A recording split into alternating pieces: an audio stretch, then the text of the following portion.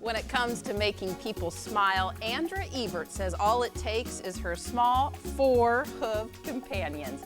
Ebert has combined her love of people and small miniature horses to form an equine therapy visitation program. She joins us in studio with, well, these special guests and a couple of more next. Stay with us for one memorable Paw Report.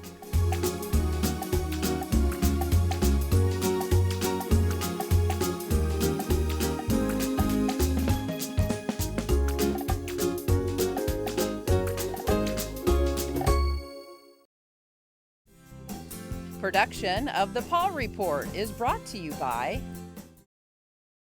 Dave's Decorating Center is a proud supporter of the Paw Report on WEIU.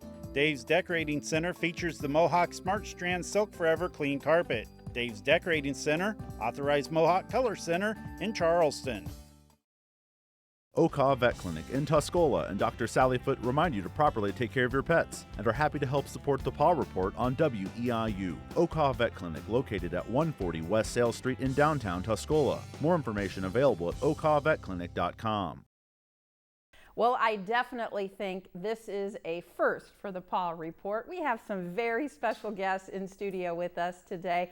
We have Andra Ebert, Sophie Zimmerman, and Ryan Ebert, and they brought along 2 very special guests. They have Bailey and Jasper, miniature horses, and they are with the Heartland Mini Hooves. It's an equine therapy program, and we thank you so much for joining us. Once we booked this on the calendar, I could not wait for the 3 of you to get here today. So thank you. Thank you. We were excited to come. Yeah. So Andra, tell us about your background and how you got started in this wonderful program. Well, my background, I've been in the helping industry for a long time. I'm a licensed social worker, a registered nurse, and I have a master's degree in gerontology. So aging is my love of life.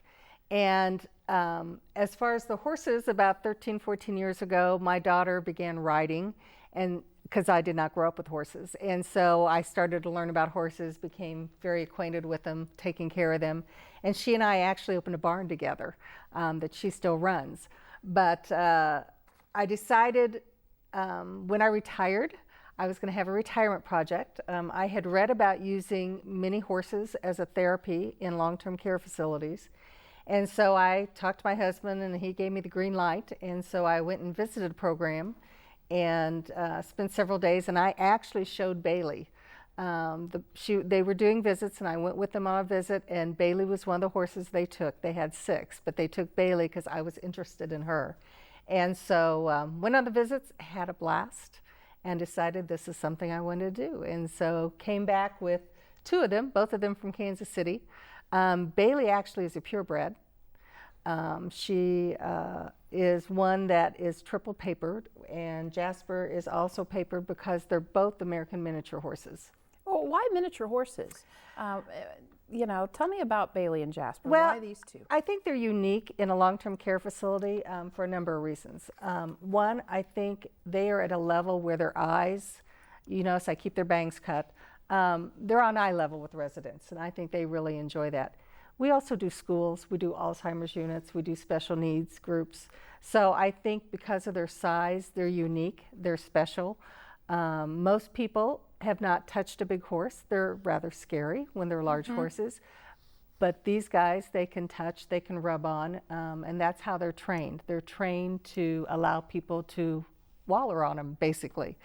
Both of them, to be an American miniature horse, you have to be 34 inches or less right here at their last hair to be a registered American miniature horse. Bailey's 31 and Jasper is 32 at his withers.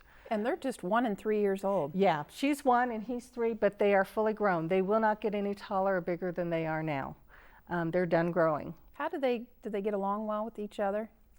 Yes, they do. They're buddies, but occasionally they act like brother and sister, and they will, bite at each other and kick at each other and run and chase each other when they're in the pasture. Now, when their vests are on, they are well aware that we are on a visit.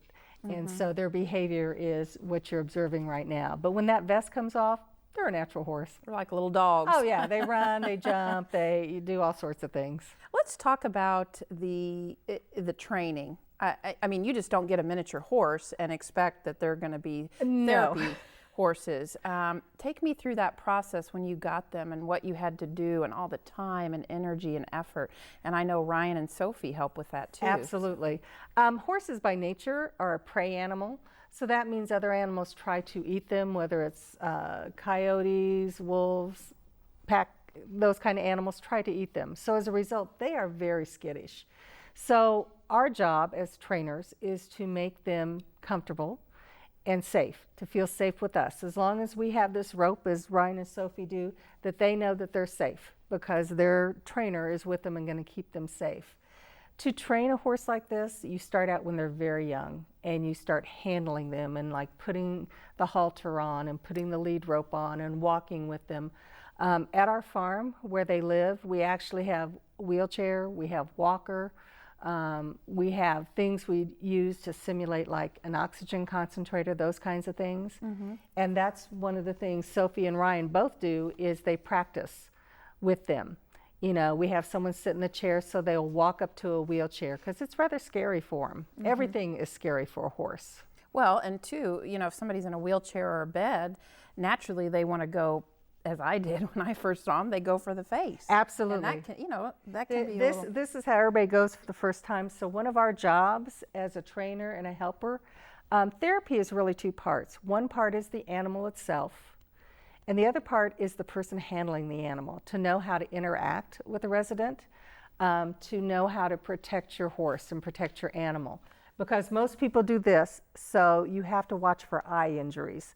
So the other day, Ryan was in Mason City, and this woman had been petting Bailey, and she reached over, and Ryan had on a shirt that had a squirrel, and so she started petting Ryan's squirrel. And so I said I was awful proud of him because he just stood there and let her do it. But you know, you have to be prepared for things like that.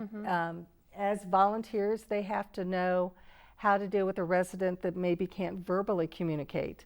You have to watch body cues. Are they afraid of the animal? If they are, you want to back off. If we've had residents that have started crying, but it wasn't fear or sadness, it was joy. So as a volunteer, they have to be able to start reading people's body language. How do you know when they're ready?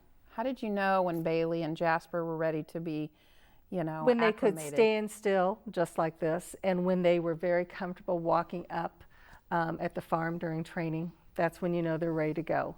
And first you take them along on other visits and let them just stand and watch another horse do their job, just like training for somebody else. It's on the job training. So you would like take Jasper and let Bailey watch what he actually does. And she just stands there. She doesn't engage with anybody, but she's watching his behavior. You like me, don't you? She'll Whenever now I she'll stop, give kisses, so if you don't want kisses. I've never kissed a horse Yeah, before. she gives kisses. You do give kisses, huh? Well, let's see. You give any kisses? I don't think so. Not to me. And I did put some gum in before this interview, so sorry, Isn't her Bailey. mane soft? I see Her you play- mane is soft. I just want to keep petting it. Well, one of the things I do is we actually put coconut oil conditioner in their hair almost every night so that it's soft. Because if you touch her tail, it's a little bit rougher, just like horse hair that we think about. But their manes and their tails, or their manes and their forelocks here, we try to keep really soft because that's where people touch them out. So take me through the therapy program. When you go to, well, you know, a nursing home or a healthcare center or a school, what is the therapy? Is it the touching and the petting? It's the touching and the petting, and it's the engagement. Animal therapy has been known to work on emotional, physical, spiritual, because you've got residents, especially in the nursing home, that range of motion, that effort to reach out to pet them in a continuous motion that maybe they're not doing much with their arms to start out with. The engagement, we have residents that typically don't come out of their rooms. We'll come out to see them. They enjoy them so much because they're unique. And when we go in, part of it is I talk to people a little bit about them being American miniature horses.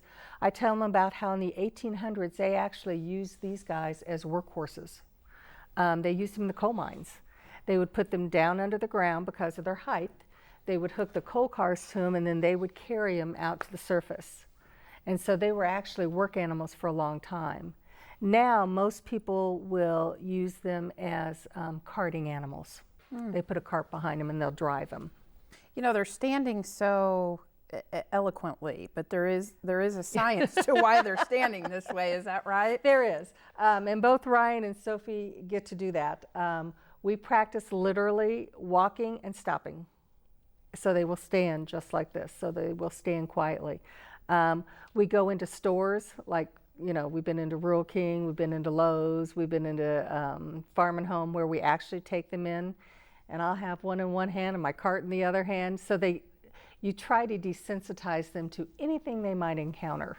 And that's part of our job, and part of what these guys do as volunteers is work with them, exposing them to everything. So again, there's that trust from their face to the hands that we'll take care of them and that's safe.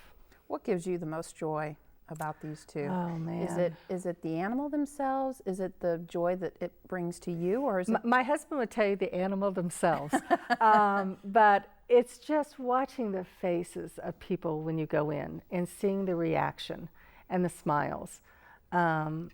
We were in Pana, and a gentleman, we were visiting with him, he goes, "I can't thank you enough because all we do is sit here and wait and he stopped talking. And we all knew what he was going to say next. And it was just, you realize what a difference you're making for people. It gives them something to talk about. It gives them something to talk about with their kids and grandkids when they come. We're getting ready to do, next week actually, is a ice cream social where the long-term care facility is bringing all the residents, families, kids, grandkids, great-grandkids down the line, plus the staff's kids and grandkids together, and we're having an ice cream social, and these two are going to join them. You know, you probably have story after story after story after story. I would love to hear some of them, because I think that's what our viewers are interested too, because it's changed your life, obviously. Oh, and very I think much it's, so. you know, Sophie and Ryan are young, but you could tell it's made an impression on them. They want to help you and go with you. So share with us some of the neat stories that you've met with some of the clients and residents. There's 2 or 3 that really stand out. We had a lady that was in an Alzheimer's unit, and typically I get down on my knees as I'm talking to people, so I'm eye level. And I was speaking to the lady, and she never once looked at me, never once engaged with me at all. She looked at Bailey, and she was talking to Bailey the whole time. And behind me, I could hear the staff say, "Get the camera, get the camera, get the camera." And I was like, because typically someone follows us around and takes pictures to give to families. And so afterwards, I said to the gal, I said, "What was the big deal with the camera? You're always with the camera." She goes, "She doesn't talk. Her family doesn't realize she can still talk. She won't talk to us." So she wouldn't talk to staff or the family, but she talked to her. And that's when you realize it unlocks something for people. And it unlocks an emotion for people. I had a gentleman in Shelbyville that he was ill. He was in the bed, and Bailey, both of them are trained. If someone's in a bed, they will walk up to the bed, and on cue, they will lay their head actually on the bed and wait for that person to acknowledge them in somehow. And this gentleman wanted to pet Bailey so bad, and it took him several minutes to get his hand out to where he could, and he had one finger, and he could pet her, and he did that for probably 10, 15 minutes, and she stood just, would you stop? She stood, oh, they'll chew on anything. I'll protect your chairs. Okay. She stood perfectly still and waited on him to engage with her. And that's priceless. I had a lady in Pana. I was at it was a dinner meeting for children. I think Ryan went to that one with me. And there was a young autistic boy. And he would walk by Bailey, and he'd just take a finger. He wouldn't pet her. He had one finger, and he'd take down her body. And the mother was just amazed that he would even engage with her. And I have had several calls about families with children on the autism spectrum that want to come out and work with the horses. Well, and I know that when we brought them into the studio, the entire staff, I mean, they're just, they're a magnet. They're a magnet. They just make you feel good. I wish our viewers at home could actually be in the studio with us. And touch them, sure. And touch them, and they look at you. It's like a dog. They look at you very intently. Yes, they do. Smell you. They want, they probably want to know you too. Absolutely. Do they have a vibe on fear if they can sense somebody isn't? It's interesting, and both of them have done this, and I've watched it several times. They will find someone. Usually we go into a facility, and those people that can be up are in chairs and wheelchairs in a circle. And what we do is we go in, I give a small presentation about the two of them, and then we start around. Ryan usually goes one way and I go the other, or Sophie, and we visit every single resident. And they always have one resident they find that they like, and they will go back to that person, and they will stand in front of that person. And we were there the last time, and Bailey, I couldn't get her away from this lady. And, she enjoyed it as much as, and then everybody else was jealous because Bailey was staying with them. But they sense, and I have to explain to people, they will come up and put their lips on you and feel around in their nose, because that's how they recognize things. They don't have hands to pick up things. They use their mouths and their nose to check things out. But they sense fear too. Oh, Do they absolutely. sense somebody that might be a little scared of them? Yeah, it's you'll like see larger them, horses. Sure, they'll back out. Horses are scary. They are, you've got They're a big, 1,200-pound they're animal. That's why these, I think, are so welcoming to people, is because of their size, that they can touch them being this size, and they're not afraid. You brought Sophie and Ryan with you today because, what you do takes the help of volunteers. You're retired. It's something that you thought you might do once a week, but it's become literally, Andra got out her calendar book and she showed me the month of May, and every day of the month you're going somewhere. Yeah. Let's talk about how important the volunteers are, what they get to do, what they get to learn, and maybe how it, these are two young folks that I'm sure this is impressionable for them. I'm hoping so, and I think it has been on both of them.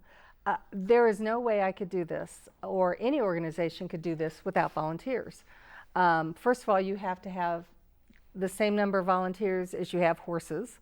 I can't take both of them by myself. The volunteers, they have to be exposed to different people and different things. So Sophie and Ryan don't smell bad, but they smell different than I do. So they're with different people, and again, that's desensitizing them to different people. So they will go up to different people. Our volunteers work with them on exactly what they're doing now, standing. Work with them on walking up to people and dropping their head. Sophie has had the opportunity to clean stalls, to strip stalls. Fun, huh, Sophie? Yeah. So, loading, unloading, it's a challenge to load and unload them. Take them different places like the stores. I laughed today. I said, we'll probably stop at Rural King and get them out, just again as exposure for them to make sure they're calm, they can walk through a store, and people can walk up to them. Ryan's dad, my son, was actually with me. We went on a visit, a volunteer that I could not have done without him. It was with Matthew's children, Matthew's kids in Springfield, which is for homeless kids. They do an after-school kind of program. And there were 6 little girls there, and they were absolutely fascinated. And they surrounded Bailey, and they go, "Can we braid her hair?" Aww. And I said, "Yes." So what happened? How is her hair? All sticked up. It was going every which way. That's all right. But You're cute. that's again part of the training that these two do, is to get them used to that, to people wallowing on them, basically. Do they make good companions? Very much so.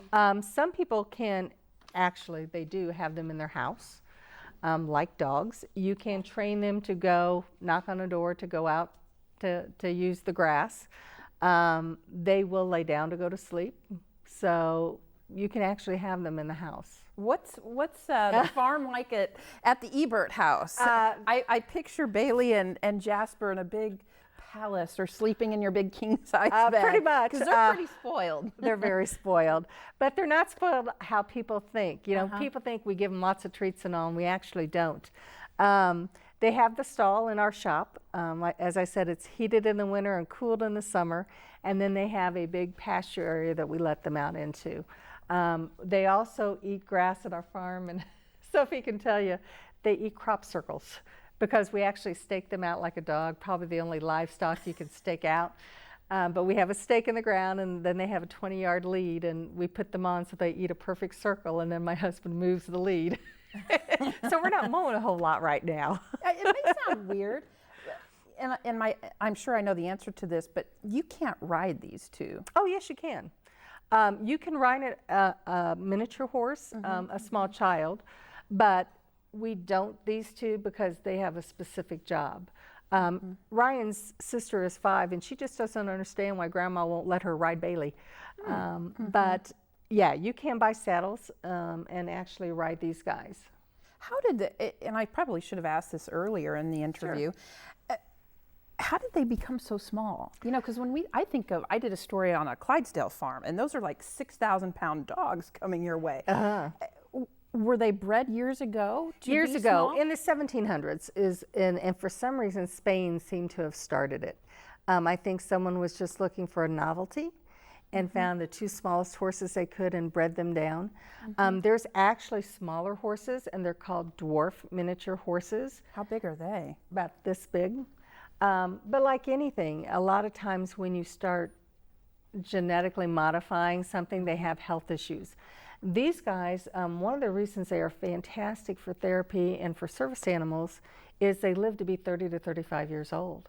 So, you know, Bailey, at a year old, she's got 30 some odd years that she could be doing exactly what she's doing now. And so that's pretty incredible.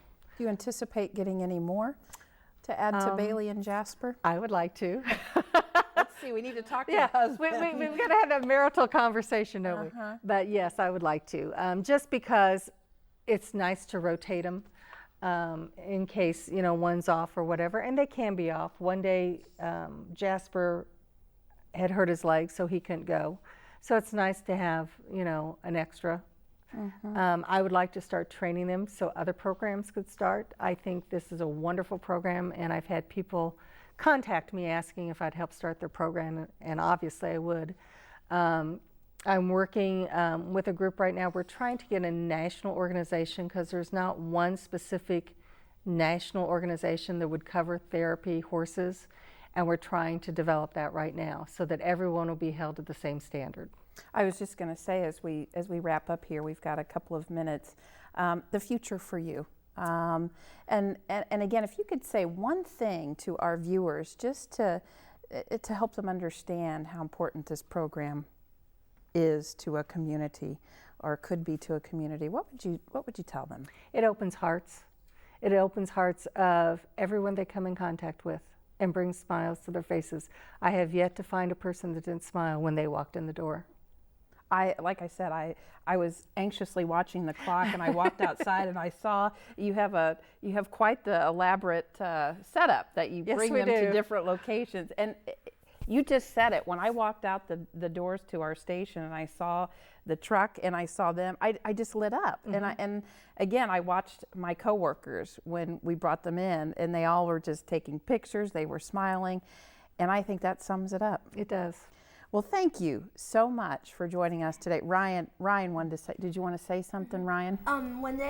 When we put on the vests, they know it's time to do the job. And you're the handler, right? Yeah. Well, we thank you, Ryan, for coming on today. You're doing some great work. Andra, thank you. And thank Sophie, you. Thanks for volunteering. And of course, we have to say thank you to these two special ones. Thanks for coming on. Jasper and Bailey, will you come over to me one more time? Ryan's going to give you a little help. Well, this is a first for the Paw Report. Thank you. So thank you for joining us, and we thank you for joining us for this episode. We'll see you again next time. If you're a veterinarian, trainer, groomer, specialist, rescue organization, or shelter that would like to partner with the Paw Report by providing expert guests for the show, please contact us by emailing weiu@weiu.net or call 217-581-5956. If you have a topic you'd like to see on the show or questions for our experts, Contact us with those too. Did you know full episodes of the Paw Report are on YouTube? They can be accessed at youtube.com/WEIUTV. Then just go to the Paw Report playlist and select the episode you want to see. More information about the show is also available 24/7 on our website at WEIU.net under the Television tab. Production of the Paw Report is brought to you by OCA Vet Clinic in Tuscola and Dr. Sally Foote remind you to properly take care of your pets and are happy to help support the Paw Report on WEIU. OCA Vet Clinic located at 140 West Sale Street in downtown Tuscola. More information available at ocavetclinic.com. Dave's Decorating Center is a proud supporter of the Paw Report on WEIU. Dave's Decorating Center features the Mohawk Smart Strand Silk Forever Clean Carpet. Dave's Decorating Center, authorized Mohawk Color Center in Charleston.